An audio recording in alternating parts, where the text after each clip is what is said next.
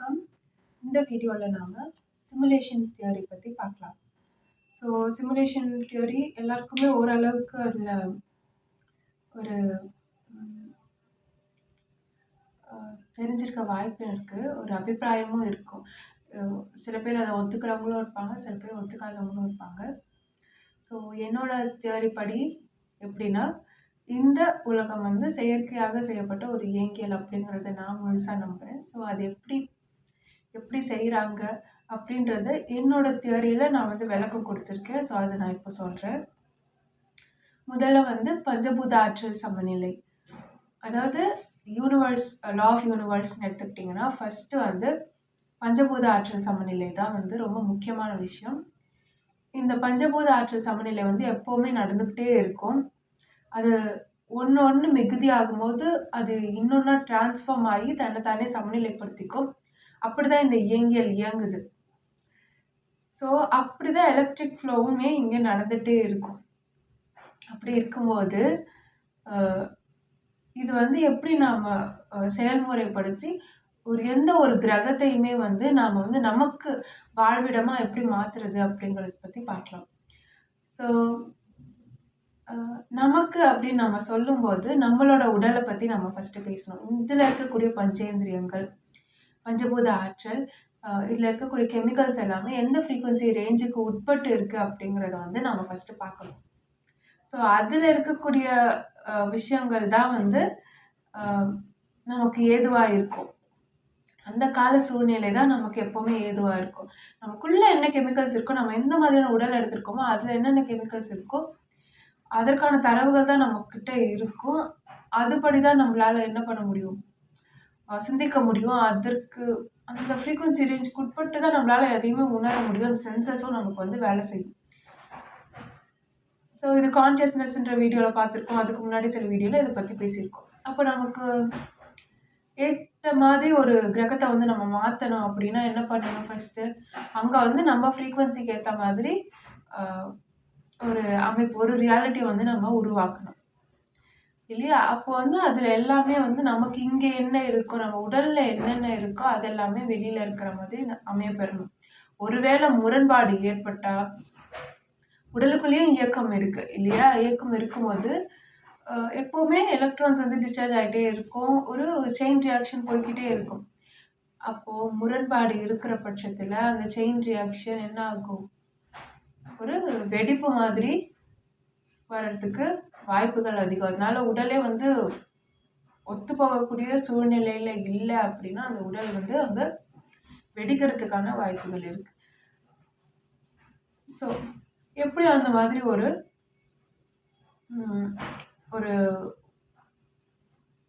கிரகத்தை வந்து பண்படுத்துறது, நமக்கு ஏற்ற மாதிரியான ஒரு ரியாலிட்டி கொண்டு வர்றது, வாழ்விடமாக மாற்றுறது அப்படிங்கிறத பார்க்கலாம்.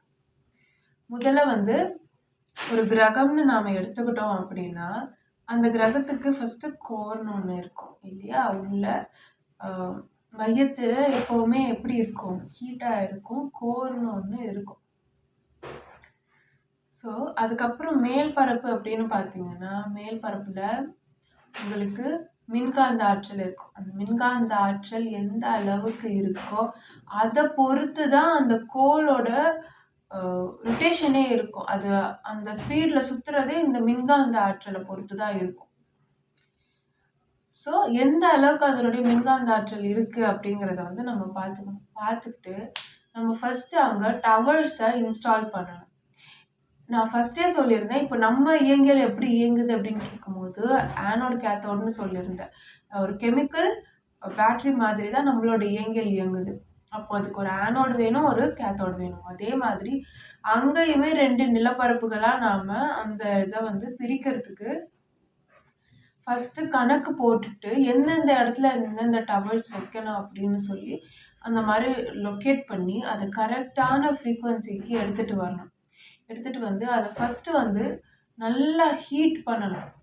இங்கே ஹீட் பண்ண அதுக்கப்புறம் என்ன ஆகும்னா அந்த பஞ்சபூத ஆற்றல் சமநிலையினால் வந்து மழை வரும்.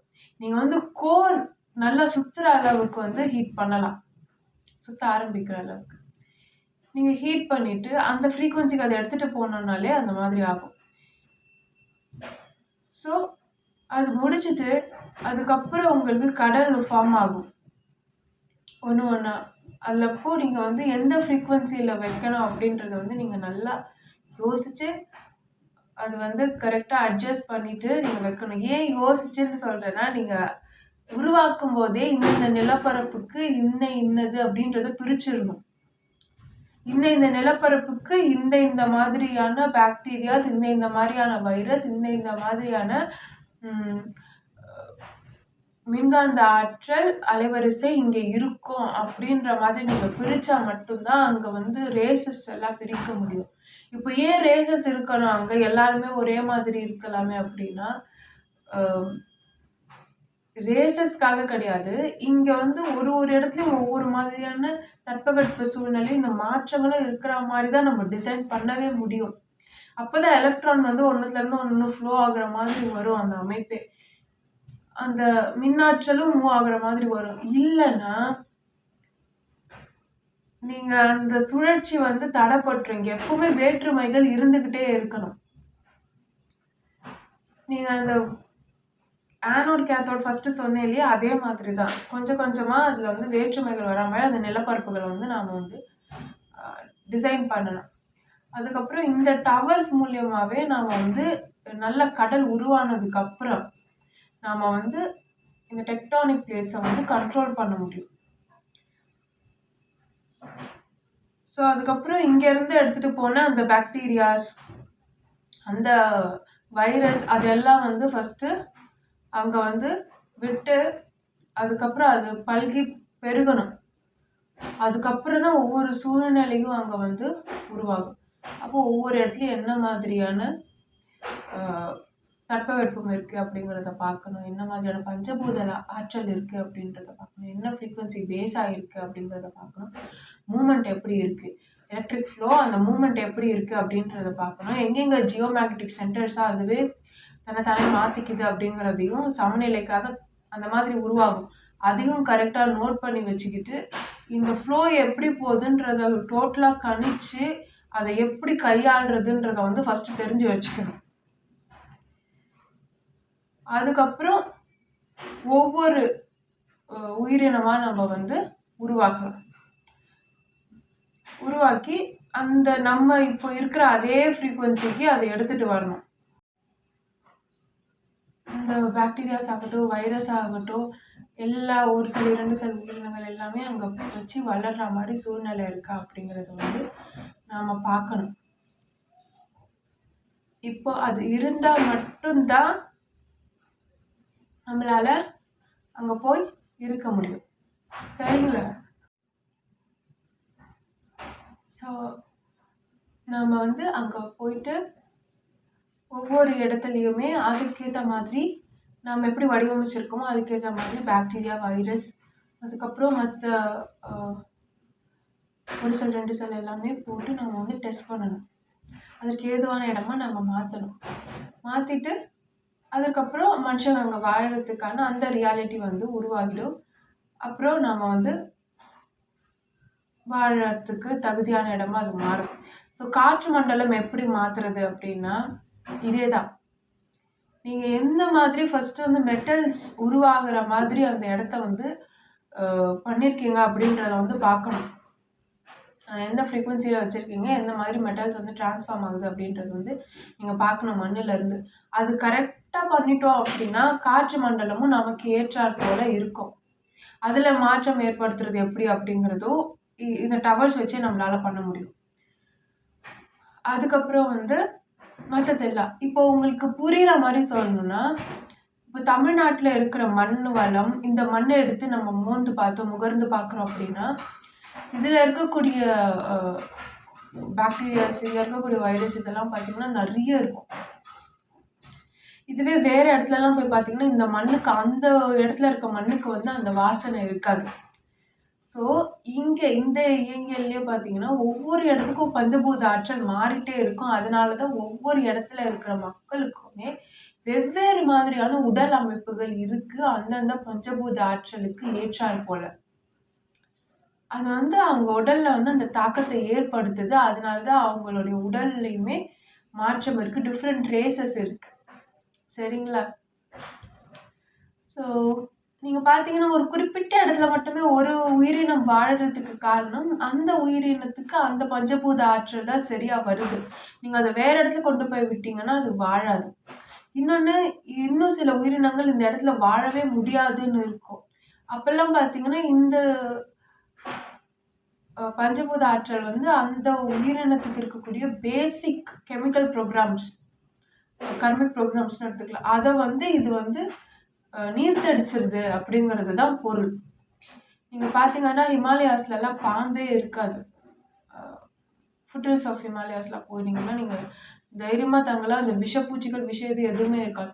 அங்க போனீங்க அப்படின்னாலே, உங்க உடம்புல இருக்க டாக்ஸின்ஸ் எல்லாமே ரிமூவ் ஆயிடும். ஆசிட்ஸ் எல்லாமே வந்து நல்லா ரெட்யூஸ் ஆகும். நல்ல எலக்ட்ரான் டிஸ்சார்ஜ் இருக்கும். நல்ல கரண்ட் ஃப்ளோ இருக்கும். ஸோ அங்க இருக்கக்கூடிய அந்த பஞ்சபூத ஆற்றல் எப்படி இருக்கு அப்படின்றத பாருங்க. அதே மாதிரி ஒவ்வொரு மலைக்கும் ஒரு பஞ்சபூத ஆற்றல் இருக்கும். அங்க போய் போய் உங்க பாடியை வந்து நீங்க வந்து ரீசார்ஜ் பண்ணிக்கலாம். நீங்க வந்து ரீஜுவினேட் பண்ணிக்கலாம். ஸோ நிறைய இருக்கு. ஸோ நம்ம புதுசா ஒரு இடத்துல வந்து அமைக்கிறோம் அப்படின்னா, இப்போ ஃபார் எக்ஸாம்பிள் நம்ம மார்ஸ் அதை வந்து ப்ராஜெக்ட் பண்றோம், அதை மாத்துறோம் அப்படின்னா, இந்த மாதிரியான விஷயங்கள் தெரிஞ்சு வச்சுக்கிட்டு எந்த மாதிரி வந்து எந்த இடத்துல எந்த மாதிரியான ஆற்றல் இருக்கணும் அப்படிங்கிறத வந்து நம்ம முன்னாடியே தீர்மானிச்சுட்டு நம்ம வந்து அது கணக்கிட்டுட்டு பண்ணணும். ஸோ இந்த இது வந்து நல்லபடியா அந்த ஆனோட், கேத்தோட் அந்த மாதிரி கரெக்டா அதை உருவாக்கிட்டு, அதுக்கப்புறம் எலக்ட்ரிக் ஃப்ளோ கரெக்டா நம்ம கொடுத்தோம் அப்படின்னா இப்படியே, அது வந்து ரொம்ப முக்கியம். அது எந்த அளவுக்கு நல்லா நமக்கு ஃபீல்டு வந்து இருக்கோ, அந்த அளவுக்கு நம்மளால ஆர்டிஃபிஷியல் சன்னோ, இல்ல ஆர்டிஃபிஷியல் மூனோ வந்து நம்ம மேல வந்து பிளேஸ் பண்ணலாம். இப்போ இந்த எலக்ட்ரிக் ஃப்ளோ எப்படி இருக்கோ, அதுக்கேத்தாற் போல அது வந்து அழகா நகரும் மேல. சூப்பர் கண்டக்டர் மாதிரி நம்ம வச்சுட்டோம்னா, அப்படியே அந்த எலக்ட்ரோமேக்னெட்டிக் ஃபீல்டுக்கு ஏற்ற மாதிரி அது நம்மளை சுற்றி சுற்றி வந்துட்டு செயற்கையாகவே வந்து சுத்தம். இந்த அமைப்பும் நம்ம வச்சுக்கலாம். ஏன்னா ஒரு கட்டத்தில் நமக்கு சூரியன் கிட்ட இருந்து ரிசீவபிள் அமௌண்ட் ஆஃப் ஹீட் வந்து குறையுது அப்படின்ற சூழ்நிலை வந்துச்சுன்னா, ஆர்டிஃபிஷியலாக நம்ம வந்து வைக்கணும் அப்படிங்கிற தேவை வரும்போது, இந்த எலக்ட்ரிக் ஃபீல்டை வந்து பேலன்ஸ் பண்ணிட்டு நம்ம வந்து ஆர்டிஃபிஷியலாக நம்ம வந்து சன்னோ மூனோ வந்து நம்ம வச்சுக்கலாம். அதுக்கப்புறம் இந்த பூஞ்சைகள், இந்த பாக்டீரியாஸ், அதுக்கப்புறம் இந்த வைரஸ்கள், இது அது எல்லாமே பல்கி பெருகி அதுக்கப்புறம் வந்து மரங்கள் இதெல்லாம் வந்து வளர்ற மாதிரி ஆரம்பிக்கும். அப்போ வந்து எல்லா இடத்துலையும் எல்லா மரங்களும் வளராது. ஒவ்வொரு இடத்துக்கு அந்த பஞ்சபூத ஆற்றல் ஏற்றாற் போல ஒவ்வொரு மரங்களா வளரும். அந்த மரங்களோட அளவு வந்து அதோட மேக்னெட்டிக் ஃபீல்டை பொறுத்து இருக்கும். அங்கே இருக்க அந்த எலக்ட்ரோமேக்னெட்டிக் ஃபீல்டு பொறுத்து. நல்ல எலக்ட்ரோமேக்னெட்டிக் ஃபீல்டில் இருக்கக்கூடிய இடங்கள்ல பார்த்தீங்கன்னா உயர்ந்த உயர்ந்த மரங்கள் இருக்கும். டவர்ஸ் மாதிரி இருக்கும். ஆக்சுவலி மரங்களுமே டவர்ஸாக ஒர்க் ஆகும். இப்போ டவர் என்ன பண்ணிக்கிட்டு இருக்கோ அதை தான் மரங்களும் பண்ணிக்கிட்டு இருக்கு. ஒளியை எடுத்து ப்ராசஸ் பண்ணுது. டவர்ஸ் என்ன பண்ணுது? ஃபோட்டான்ஸ் ப்ராசஸ் பண்ணுது. ஃபோட்டான்ஸில் டேட்டா இருக்குது, லைட்டில் டேட்டா இருக்குது. லைட்டில் இருக்க டேட்டாவை பிரித்து படிக்க முடியும். ஒரு மனுஷனை வந்து ஒரு நினைவு குவியலாக எடுத்துக்கிட்டா லைட்டில் கனெக்ட் ஆகி டோட்டலாக கனெக்ட் ஆகிருக்கவங்க அவங்களோட வாழ்க்கையை வந்து ஒரு மெமரியாக அப்படி டக்குன்னு பார்க்க முடியும். ஸோ இதுலேயே வந்து இந்த கடல் நீர் வந்து எப்படிப்பட்ட அடர்த்தன்மை கொண்டு இருக்கணுன்றதையும் நம்மளால தீர்மானிக்க முடியும். எந்தெந்த இடத்துல கடல் தண்ணீர் வந்து அடர்த்தன்மையை நம்ம அதிகப்படுத்தினா எப்படி எலக்ட்ரிக் ஃப்ளோ வந்து நம்மளால மாற்ற முடியும், அதுக்கேற்ற மாதிரி நம்மளால யூஸ் பண்ணிக்க முடியும் அப்படிங்கிறதையும் நம்மளால டவர்ஸை வச்சு வடிவமைச்சிக்க முடியும்.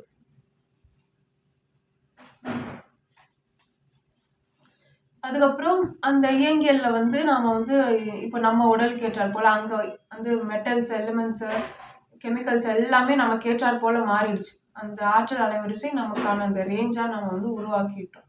சரிங்களா? இப்போ வந்து நம்மளோட உடலை வந்து அங்கே எடுத்துகிட்டு போகலாம். நம்ம விலங்குகள் உடலெல்லாம் வச்சு பார்த்தோம், ஒன்றும் ஆகலை, இயக்கம் நல்லா இருக்குது. இப்போ நம்மளோட உடல் அங்கே போகுது. அதுக்கேற்ற மாதிரி அது அந்த பிளட் லைன்ஸ் வந்து நம்ம ஸ்டார்ட் பண்ணுறோன்னு வச்சுக்கோங்களேன். அங்கே வந்து நமக்கு சோல் தேவைப்படும். அப்போ எப்படி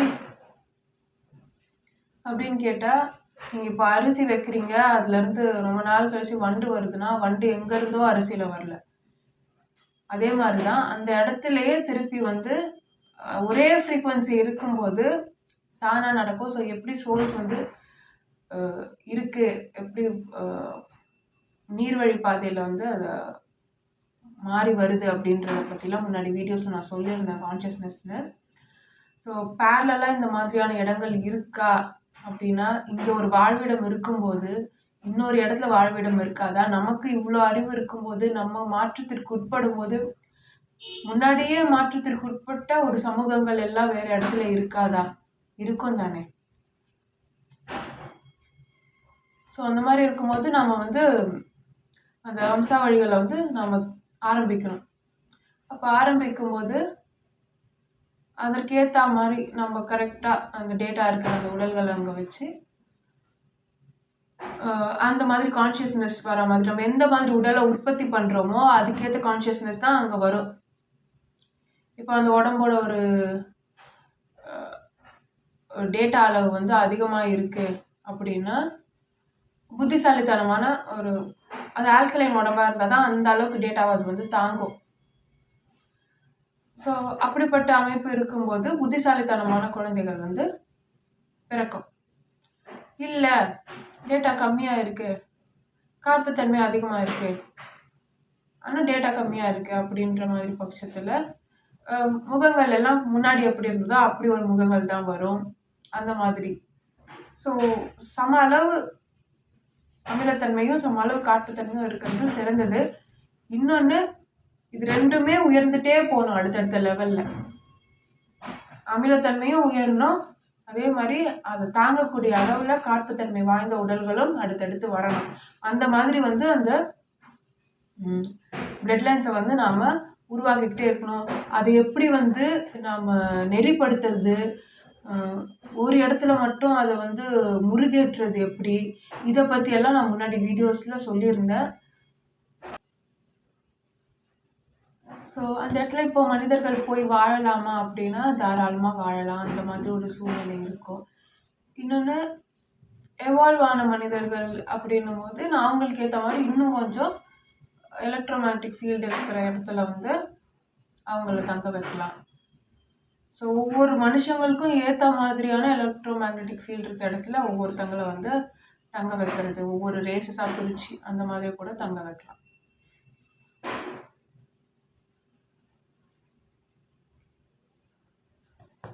அங்கே வாழக்கூடிய மக்களுக்கு வந்து எந்த மாதிரியான வாழ்க்கை முறை இருக்கணும் அப்படிங்கிறதையும் நாம் வந்து நிர்ணயிக்கலாம் அங்கே இருக்கக்கூடிய பஞ்சபூத ஆற்றலுக்கு உட்பட்டு. இப்போ அந்த பஞ்சபூத ஆற்றலில் ஏதோ ஒன்று மேலோங்கி இருக்குது, ஒன்று குறைபாடு இருக்குது அப்படிங்கிறது தான் திருப்பி திருப்பி நடந்துக்கிட்டே இருக்குது அப்படின்னா, ஸோ அவங்களுக்கு ஒரு விதமான குணாதிசயங்கள் மேலோங்கி இருக்கும். ஒருத்தருக்கும் ஒரு ஒரு விதமான, அப்போ அந்த ஒரு ரேஸுக்கு ஒரு பலம் இருக்கும், ஒரு பலவீனம் இருக்கும், அந்த மாதிரி அமைஞ்சிடும். அப்படி இருக்கும்போது அந்த பலவீனத்தை சரிப்படுத்துகிற அளவுக்கு நாம் வந்து அவங்களுடைய வாழ்க்கை முறைகளை வந்து பின்பற்ற வைக்கணும். அப்படி பண்ணும்போது அது வந்து அவங்களோட கல்ச்சராகவே மாறிடும், அதை அவங்க ஃபாலோ பண்ணிகிட்டே இருப்பாங்க.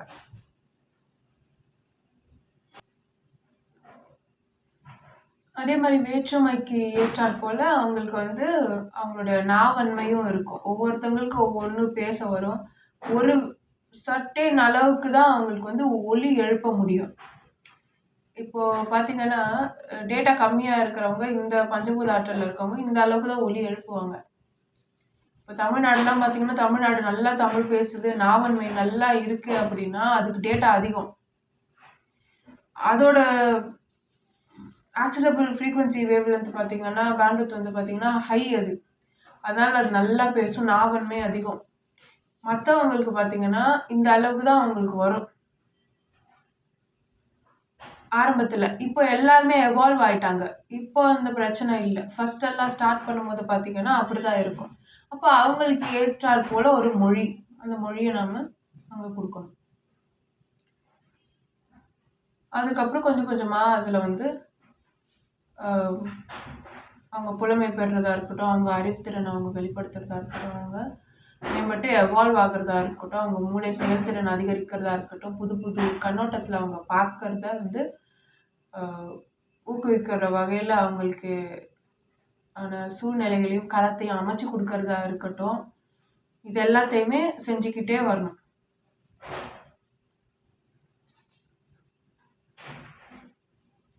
அதுக்கப்புறம் உங்களுக்கு மனிதர்கள் எந்த அளவுக்கு இருக்காங்களோ அதுக்கு சரிசமமான அளவுக்கு நமக்கு என்ன இருக்கணும், நமக்கு மரங்களும் இருக்கணும், பறவைகள் விலங்குகள் எல்லாருமே இருக்கணும். அப்போதான் ஆற்றல் சமநிலை சரியா இருக்கும். இப்போ இவங்களுக்கு தேவையான அளவுக்கு ஆக்சிஜன் எப்படி வரும் அப்படின்னு நீங்க பார்த்துக்கிட்டீங்கன்னா, கடல் மூலியமா வருது. மற்றொரு இதுல பார்த்தீங்கன்னா, நிலம் எப்படி உஷ்ணமாகுதோ அந்த மாதிரி அதை பொறுத்து அவங்க சுவாசிக்கக்கூடிய காற்று மண்டலம், அதுக்கப்புறம் மரங்கள், இது முக்கியம்.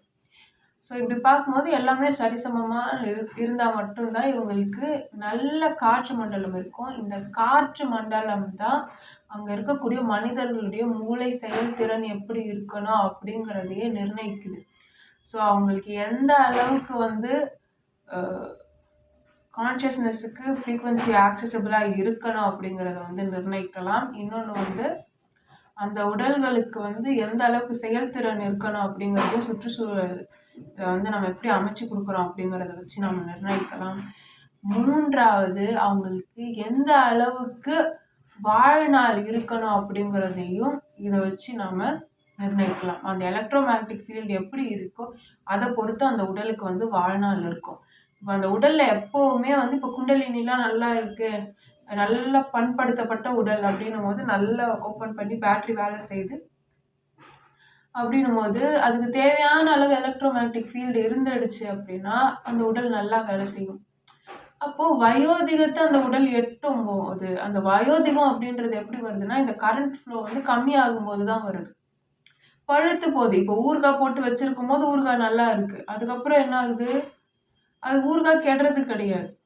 அதே மாதிரி தான் இந்த இதில் கரண்ட் இருக்கிற வரைக்கும் உடல் நல்லா இருக்கு. இப்போ கரண்ட் போயிடுச்சு அப்படின்னா என்ன ஆகுது, சுருக்கம் வருது, இதெல்லாம் வருது. அப்போ எப்படி அந்த கரண்ட்டை போகுது, சுற்றுச்சூழலில் இருக்கக்கூடிய அந்த ஃபீல்டு நமக்கு கம்மி ஆகும்போது, அப்போ அந்த ஃபீல்டை கொஞ்சம் கொஞ்சம் இன்க்ரீஸ் பண்ணிக்கிட்டே இருந்தால் என்ன ஆகும், அந்த மனுஷன் ரொம்ப நாள் வாழலாம்.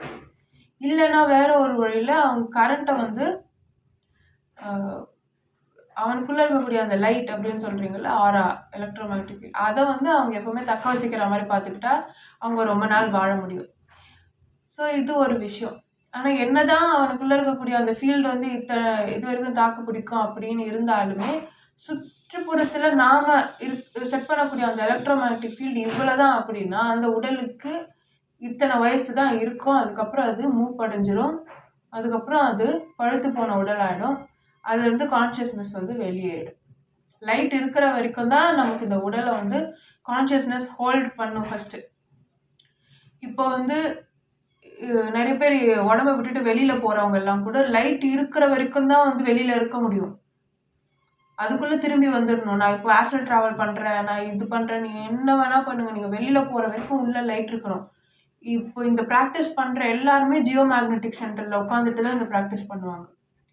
ஏன்னா அங்கே இருக்கிற வரைக்கும் உடம்புல நல்லா கரண்ட் போகும், கரண்ட் ஃப்ளோ இருக்கும், அதனால எந்த பிரச்சனையும் இல்லை. நம்ம வெளியில் போயிட்டு திருப்பி வர வரைக்கும் கரண்ட் ஃப்ளோ இருக்கும் உடம்புக்குள்ளே. ஆனால் வேற எங்கேயாவது வச்சு பண்ணோம் அப்படின்னா அது ரிஸ்க்கு. ஸோ இது ஒரு ரோபோட் மாதிரி தான். இதை எப்படி நம்ம கையாளுறோம் அப்படின்றதுல தான் இருக்கு.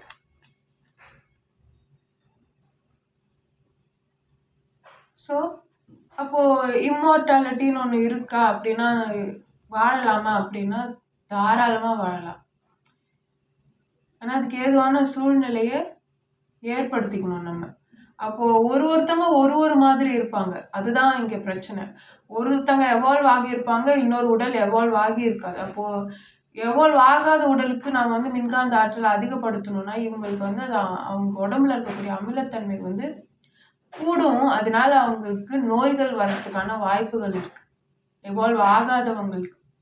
அதனாலதான் எதையுமே நம்மளால உடனே செய்ய முடியல. ஒரு களி முற்றுறது அப்படின்னா என்னன்னா, இத்தனை உடல்கள் உருவாகணும். நிறைய அந்த பிளட் லைன்ஸ் எல்லாமே நல்லா வேர்க்கால்கள் விரிஞ்சு நிறைய உடல்கள் உருவாகி அது முத்துற அந்த ஸ்டேஜ்ல தான் நம்மளால அடுத்த லெவலுக்கு நம்மளால போக முடியும், எவால்வ் ஆகணும். ஸோ அங்கேருந்து கரண்ட் நம்ம எடுக்க முடியுமா அப்படின்னா தாராளமாக எடுக்கலாம். இப்போ ஒரு உலகம் வந்து நான் சொன்னேன் இல்லையா, ஒரு கிரகத்தை வந்து நமக்கு வேண்டிய மாதிரி நம்ம வாழக்கூடிய மாதிரி வாழ்விடமாக மாற்றுறது, நமக்கான ரியாலிட்டியாக எப்படி மாற்றுறதுன்னு சொன்னேன். அப்போ அதில் வந்து அதிக மனிதர்கள் இருக்கும்போது நல்ல எலக்ட்ரிக் ஃபீல்டு இருக்கும். அதுலேருந்து கரண்ட்டை நம்ம எடுக்கலாமா, நமக்கு நம்ம யூஸ் பண்ணிக்கலாமா அப்படின்னா யூஸ் பண்ணிக்கலாம், எடுக்கலாம். எப்படி எடுக்கலாம்னா ஈத்தர் மூலியமாக நம்ம அதை எடுக்கலாம். அந்த ஈத்தர் மூலமாகவே நம்ம அங்கே வந்து ட்ராவல் பண்ணலாம். நிறைய இருக்கு. ரொம்ப சிம்பிள் தான் அது கான்செப்ட். ரொம்ப குழப்புற அளவுக்கெல்லாம் எதுவுமே இல்லை. ஈத்தர் மூலியமா கனெக்ட் பண்ணிட்டு நம்ம வந்து அங்க இருந்து வரக்கூடிய அந்த மின்னாற்றல் வந்து நம்ம இடத்துக்கு வர மாதிரி நாம பண்ணிக்கலாம். அப்ப நமக்கு அது எலக்ட்ரிக் ஃபீல்டு நமக்கு கொஞ்சம் அதிகமா இருக்கும். அதே மாதிரி அந்த ஈத்தர் வழியாவே ஒரு மேக்னெட்டிக் ஹைவேவா அதை யூஸ் பண்ணி நம்ம வந்து டிராவல் பண்ணலாமா அப்படின்னா தாராளமா டிராவலும் பண்ணலாம்.